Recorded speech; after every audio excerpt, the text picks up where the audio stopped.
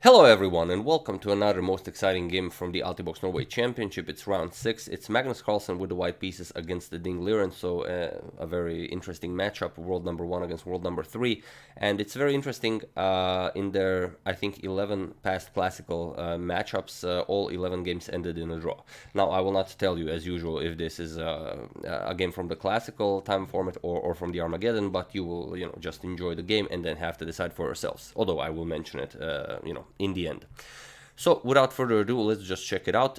Carlsen with the white pieces opens with e4. We have e5 by Ding, knight to f3, knight to c6, and bishop to b5. And I would just like to say that some of you have mentioned that the previous photo of Ding that we've used as, the profile photo of the player on the left wasn't all that great, so I improved it with this one, again, courtesy of Leonard Otis, official photographer of the Altibox Norway Championship. A very nice photo, both of them smiling, so I hope it's all better now. And we have a6 by Ding, the Morphy defense, bishop to a4, and knight to f6. We have d3, and now b5, pushing the bishop back, bishop to b3, and bishop to c5, now c5 by Ding. We have c3 by Carlsen, we have d6 by Ding, and now bishop to g5. And here we have a very interesting maneuver by Ding, h6, bishop to h4, and now g5. So Ding decided to attack both on the queen side and on the king side, most interesting. We have bishop to g3 and now bishop back to b6, making room for the c5 pawn after the knight moves to a5. We have knight b to d2 by Carlsen, preparing the castle. Then, of course, you want to go rook e1, knight f1, knight e3, and the knight on e3 will be a very nice piece. We have knight to a5 by Ding, harassing the bishop here, bishop to c2, and now again, a very cool move by Ding, knight to h5. Now, you all have heard the old saying, the knight on the rim is grim, but what about two knights, each on their own rim? Maybe Ding's onto something here, no book ever covered what about if you have two knights on the rim. But we'll just see what happens. Carlsen pushes a4, a nice flank attack on the queen side, and here there are two games, one that continued bishop to d7, one that continued castles in the database, but Ding goes rook to b8, and it is a new move, so as of mode 13 we have a completely new game. We have b4 by Carlsen, continues expanding on the queen side, and now first Ding captures on g3, a nice in-between move. H captures on g3, and now knight back to c6. And here Carlsen continues with his plan, knight to f1, the knight now wants to go to e3. We have queen to f6 by Ding, and now queen to e2 by Carlsen, maybe preparing to castle queen side, who knows. We have knight to e7 by Ding, preparing to go to g6, which will be a very nice square. And now knight to e3, and now the knight is very nice here, controlling the d5 and the f5 square. We have h5 by Ding, now saying that maybe he just wants to continue attacking, maybe he's not even planning to castle, and bishop to b3. The bishop is much more useful on this long diagonal, of course, and c6 by Ding. We have a captures on b5, a captures on b5, and now d4 by Magnus, pushing in the center. And it's very interesting, both Ding and Carlsen still not, showing anything where the king will be in this game. So, very, very exciting. We have g4 by Ding, and here Carlsen says, well, I saw, your knights on the rim were very nice, so I might just do that as well. We have d captures on e5 first, d captures, and only now knight to h4. And now Magnus does have a knight on the rim, but both of the knights nicely controlling the f5 square, so not really a problem. We have queen to g5 by Ding, making room for the f-pawn, and now Carlsen just castles. And here, after Ding saw that Carlsen castled kingside, he castles kingside as well, as now he feels much safer there. It's very unlikely that Carlsen will push any of the pawns in front of the king. Or will he? Yes, we will have to see about that. Here we have rook 8 to d1. Carlsen grabs hold of this open file, but Ding says, well, if you don't want the open a file, then I'm just going to take the open a file for myself. He wants to get as much activity as possible. Rook to a3 is the idea. We have king to h2, a much safer square. You don't want your king on the same diagonal as this bishop occupies here. And now Ding just brings the rook into the game. Rook at a3. Carlsen does not enjoy all of this activity from Ding's rook, so he pushes it back. We have queen to b2, rook goes back to a7, and now a very nice rook lift by Magnus, rook to d6. Here we have rook king to g7 by Ding, and now comes c4 by Magnus. With bishop to c7 pushing the rook back, and here an interesting option for Magnus was definitely c5, but again, it's hard to decide for such a move. After bishop captures, pawn captures, and the knight moves. Knight e5 check. Now the bishop can capture, knight checks again, king h7, and now you have this very strong protected pass pawn on d6. You can transfer your attention to the c pawn, you can go queen to c5, you know, harass the rook here on a7. A lot of interesting options. Magnus doesn't think it's you know, good enough to play. So here Magnus plays f4, and it's really a crazy move, and I don't know what to make of this move. If some of you are watching the official stream, maybe you've seen the interview in Norwegian, or if you understand Norwegian, you know, do share with us why Magnus played f4. It's really either just a blunder or a really deep positional sacrifice, because here Ding plays g captures on f3 en passant, and Magnus just returns with the rook to d3.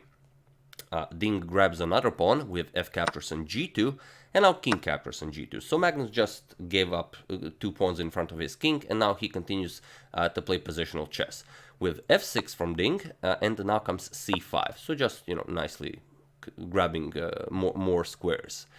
We have rook to d8 by Ding. Now he wants to, of course, trade. Magnus trades. We have rook captures, bishop captures, and now queen to e2. With ideas of putting pressure on the h5 pawn. Either one of these knights is coming to f5 at some point. Maybe rook to h1 is an idea, going after the h5 pawn. But here Ding again forces Magnus to defend the bishop. We have rook to a3, and now queen back to d3. Ding goes bishop to c7. At some point he maybe is interested in pushing f5. Maybe if pawn captures, then this pawn can be pushed, and then both the bishop and queen are going after the g3 pawn. And here Carlsen goes knight e5 check. We have knight captures on e5, knight captures on e5 with check, and here king to f8. Here's the point that I made a bit earlier. If king h8, then queen to d1 is just super strong. You keep an eye on the bishop while also attacking the h5 pawn. Rook h1 will be deadly since the king is occupying the h file. So after knight h5 check, we have king to f8 by Ding, and here it's a very interesting position, but Magnus is still down a pawn, and he has to, you know, have some compensation for it. And it's very interesting. Bishop is controlling f7, the knight controls these 2 squares, so you could try and threaten checkmate with a queen sacrifice after rook d1. Now the threat is, of course, queen d8, bishop captures, rook d8 mate. The problem is black defends against this, well, with bishop captures here. And after pawn captures, you can just harass the queen. The queen has to keep an eye on the bishop. After the queen moves, now you push e3. And the queen no longer defends the g3 pawn. The bishop and queen will just win the game here. Your only defense is to block with the rook, but it's not the same as before when we said that it was possible. Here after bishop captures, c captures, h4 just wins on the spot. So after king to f8, Carlsen played queen to c2. And now Ding played queen to g4. And here the black's position is excellent. You're threatening a lot of ideas. Some of them include just rook captures on b3, and after the queen moves from the defense of the e4 pawn, maybe even queen captures on e4. You could also just capture the knight, push h4. A lot of excellent ideas here for Ding. So Magnus defends with rook to f3. You don't want to leave your g3 pawn unguarded. Also, you bring another defender to the bishop here.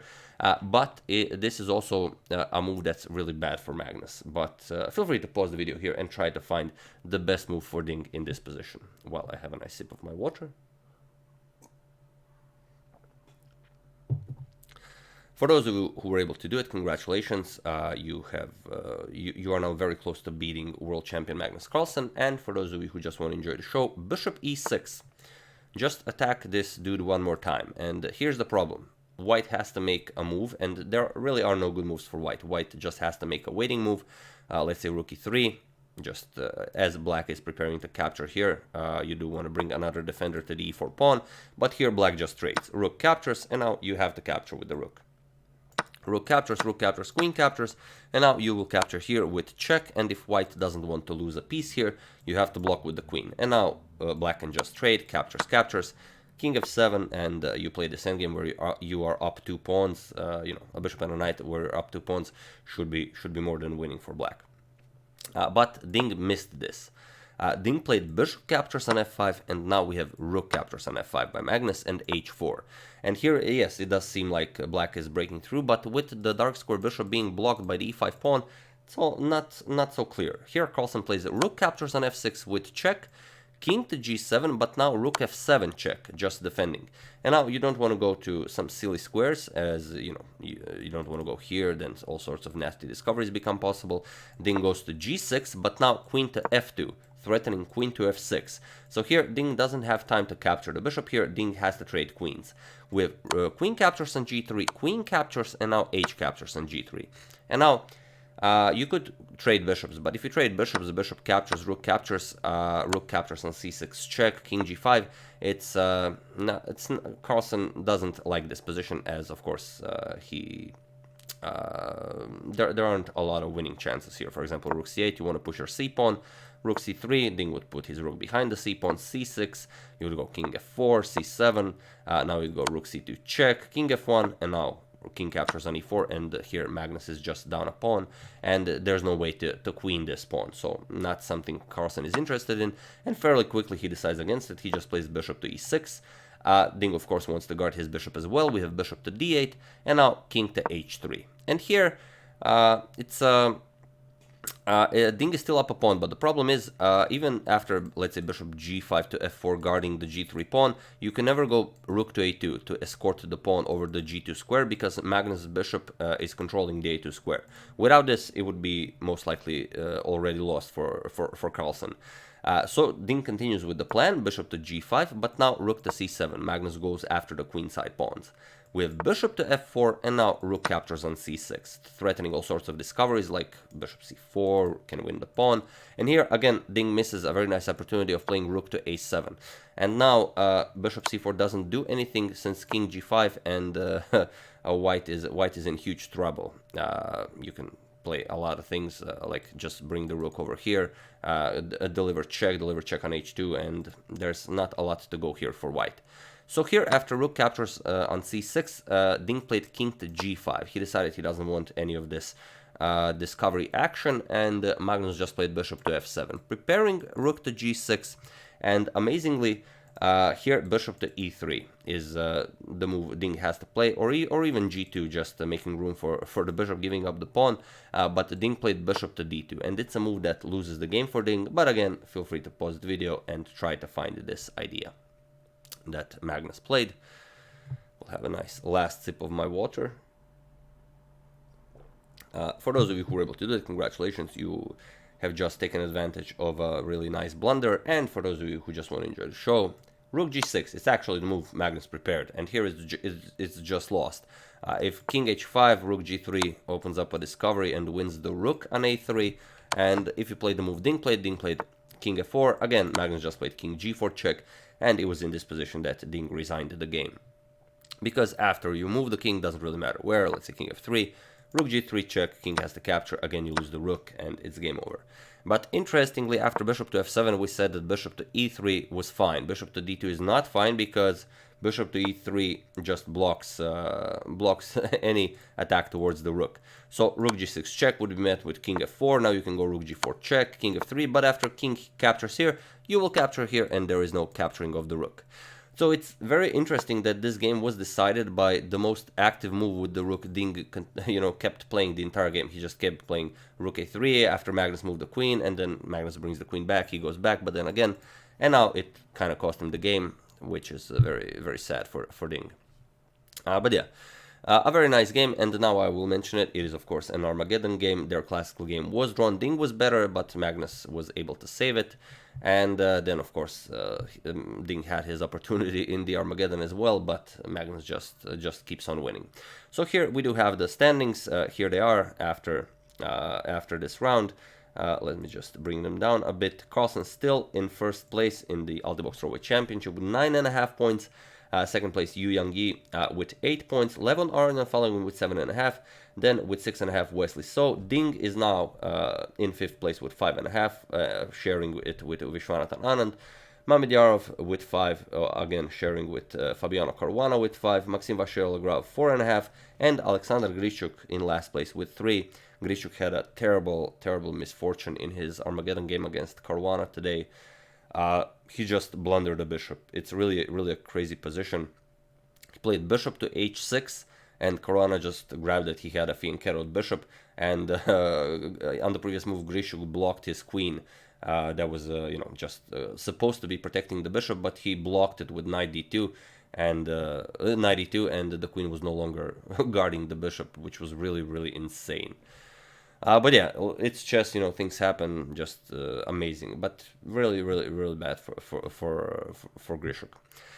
So yeah, that's the game. I do hope you enjoyed it. I would like to thank Austin Wheeler for a contribution to my channel. Thank you a lot. I really appreciate it. As usual, you can check two of my previous videos here. Thank you all for watching, and I will see you soon.